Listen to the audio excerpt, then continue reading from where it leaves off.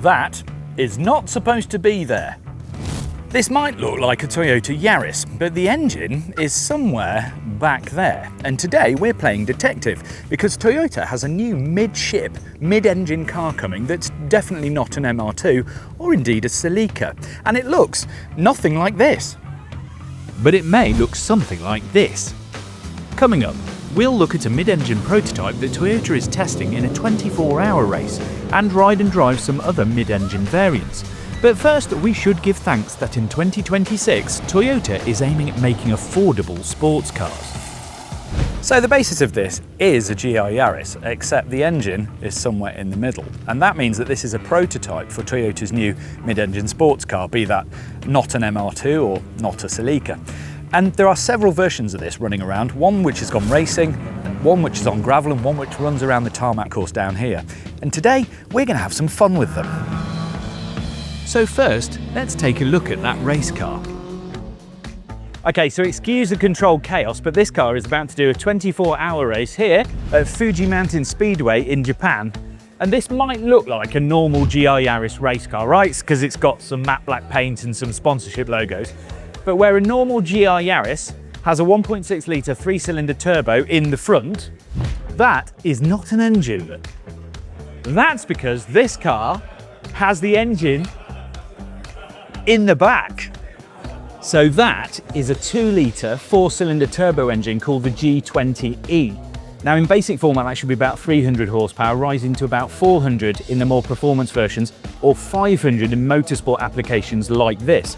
There are also versions that are hybrids, though that's not been confirmed. And the reason that this is good is because it's 10% smaller, more powerful and more efficient than the 2.4s that are currently rolling around in different Lexuses and Toyotas, which will be good for packaging in something like, I don't know, a 2-seat mid-engine sports car.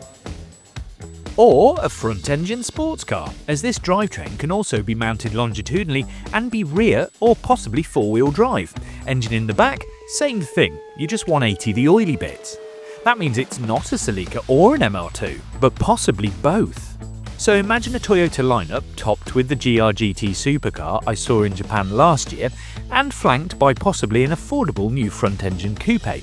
And definitely a mid-engine sports car that resembles the FTSE concept I poked and prodded in Japan 2 years ago.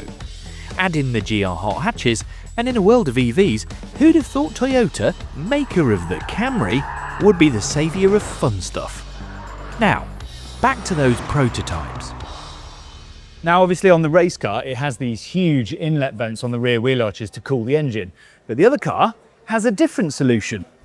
See, this one actually hasn't got an intake on the rear wheel arch at all. There might be a slim intake there eventually on a production car, but there's one here to channel air directly into the top of the engine. But the theory is that these sports cars that they're going to build from Toyota actually draw air underneath the car and cool the engine that way, rather than having massive side pods. Look down here, there's a big rad, and all the air will come into the front of the car through the rad and out over the windscreen. It's a much more elegant solution for a sports car. Now obviously the interior of this car is pure race car, but we do think that anything that heads towards production will come with an 8-speed auto with paddle shift, because that's the transmission that Gazoo Racing made for Toyota. It'll also be all-wheel drive because Toyota thinks that's the best solution for high-performance driving. And the way they've done that is to get the GR Yaris's transmission and basically just make it 180 degrees opposite ends. It will still be variable, so you can have up to 20% to the front axle and 80% to the rear. It will be a very good solution for high-performance driving. But you'll be able to option a 6-speed manual and pure rear-wheel drive for the drivers, or an auto hybrid for the lazier people. It's all possible. As for what it might actually look like, Toyota revealed a full electric concept called the FTSE a couple of years ago that looked like this. Note the lack of massive side vents. And it sold the MR2 over 3 decades back in the day, as well as it's been trademarking the name GR MR2, which would be Gazoo Racing obviously, and also GR MRS, because the MR2 was known as the MRS in the Japanese market.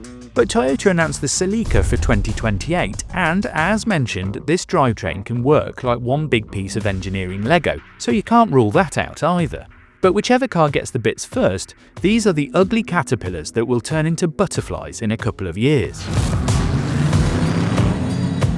And to make sure that butterfly can survive, Toyota goes all in on the destruct testing of the hardware. That was the Concept M in the middle of this 24-hour Super Tycoon race.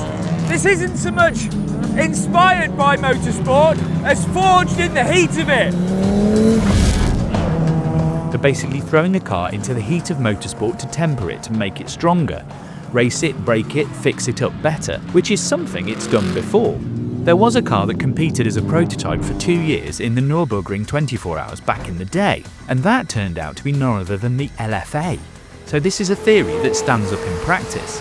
But we needed more, so we've turned up at Toyota's top secret test facility in Shimoyama, where they've basically built 25% of the Nürburgring for testing.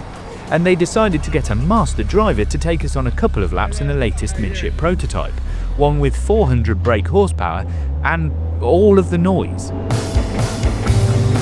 Here we go! Immediately, it feels a little bit lighter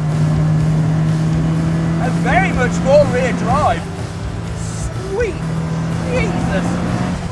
I've just had a go in a GR Yaris, a GR Yaris actually, and it felt quite understeering. This is oversteering. You see the way he's working the wheel, and he's using a lot more. He's using a lot more oversteer when he's going around the corners, because this feels immediately much more like a mid-engine car. It feels loads more sporty. Crest.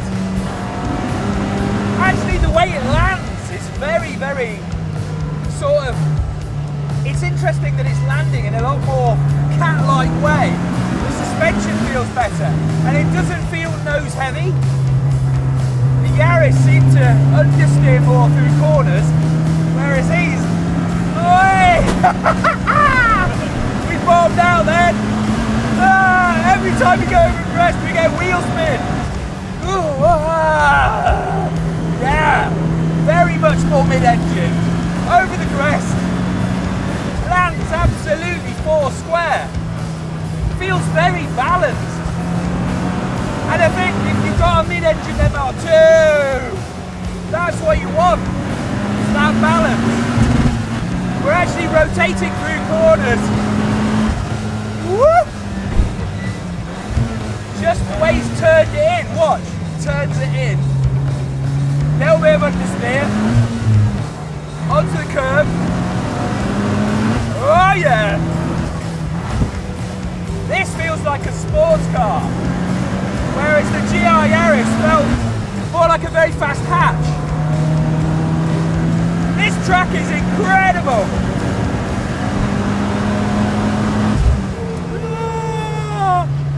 Woohoo!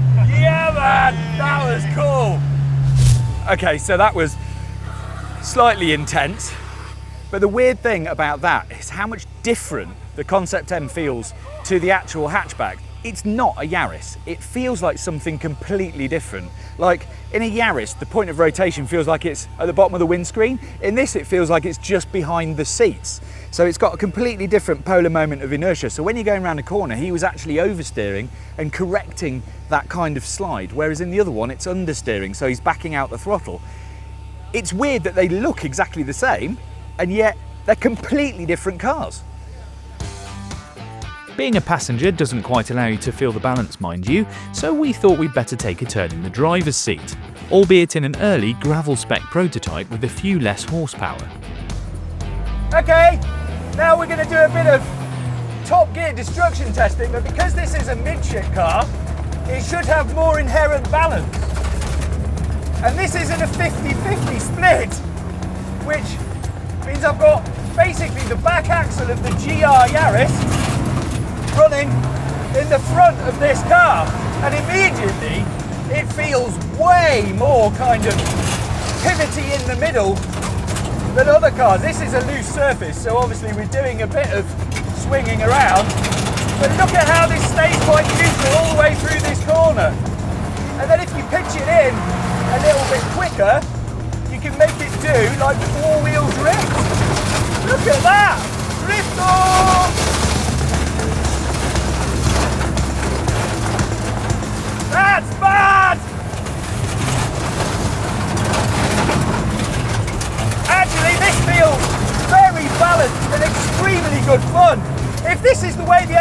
your Celica's going to be. I am impressed. I think the interesting thing here is the delicacy. And it feels really mid-engine. Really like it's got that engine just singing behind you.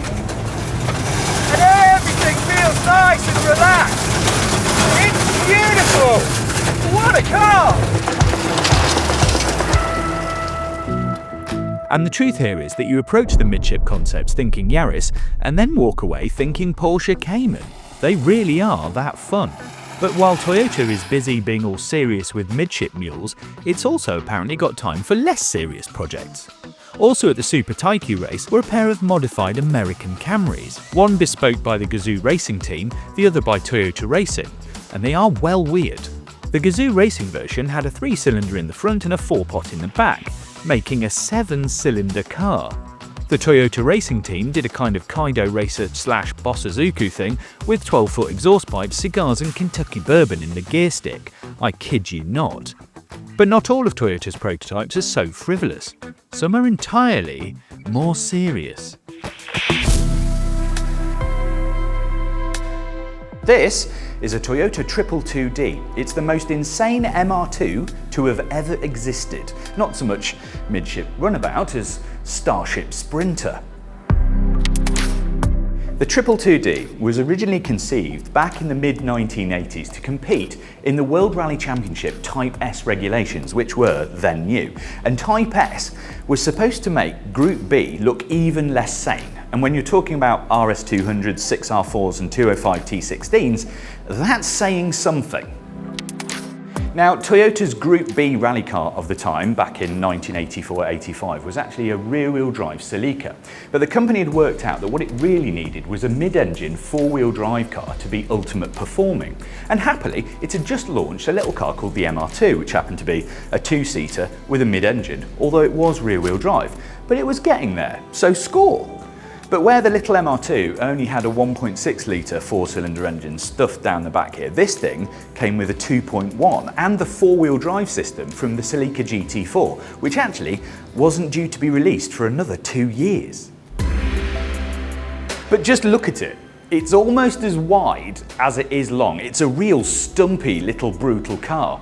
And if you start at the front of this thing, you really notice the fact that it feels like a prototype, even though it's recognisably an MR2. So you've got these big faired-in headlights. They're the headlights. They're a set of rally spotlights, and obviously a massive big grille with a couple of aluminium fans to draw air into there. Now, don't forget, this is a mid-engine car, so there's radiators in here that are trying to be cool-aired so that it can feed it back to the engine. Big vent in the top, and these periscope vents, which are air conditioning for the driver. That's all they do. They just vent into the cabin to keep the driver cool. If you look at these wheel arches though, these are the bits that make it look so kind of bulky and square. These are about 6 inches wide.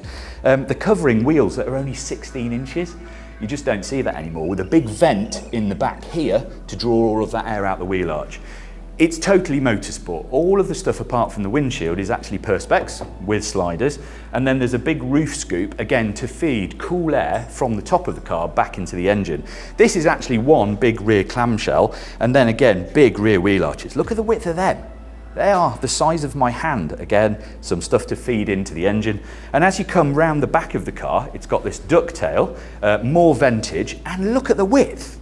And then it's got 2 exhaust pipes. Now that's because that is the screamer pipe for the big turbo that lives in there, and that is the actual exhaust. But it wasn't really entirely an MR2. Look, it's got a lightweight space frame chassis, and then the turbo apparently was so boosty and so big that it took 3 seconds to deliver its power. Imagine that. Your power doesn't arrive for 3 seconds after you've pressed the accelerator pedal. You'd have to be psychic, or at least predictive. Let's see if we can do this in any way elegantly.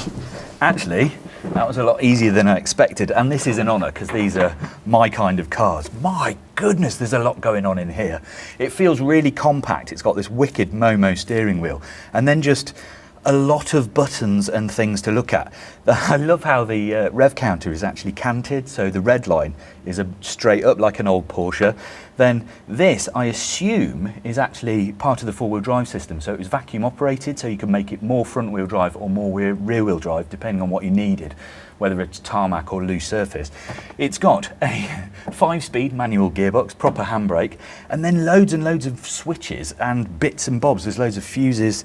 I'm not even sure what half of these things do, but apparently this thing was terrible to drive. Because of that boost problem, it used to be really difficult to make it work, and then the four-wheel drive would be shuffling things around. But isn't it fantastic? This is so of its time.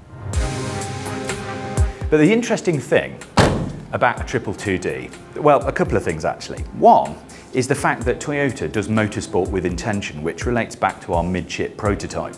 And two, the reason why these things are so rare. Because basically, if you developed a car on an R&D budget in Japan, you had to pay tax on it, so they destroyed all of the prototypes. And only 3 are said to exist. 2 rear-wheel drives and 1 four-wheel drive, and only 1 runs. These are proper unicorns. Okay, so there seems to be a lot of hype about Toyota's future products, but when you see the metal that's actually coming, CEO Akio Toyoda's assertion that they're not going to have any more boring cars feels like it's got the metal to back it up. The GR GT is already here, and we're going to get a new Supra, a new Celica, and a new MR2, whatever they seem to look like. It's not the all-electric future that we imagined, but we're definitely here for it.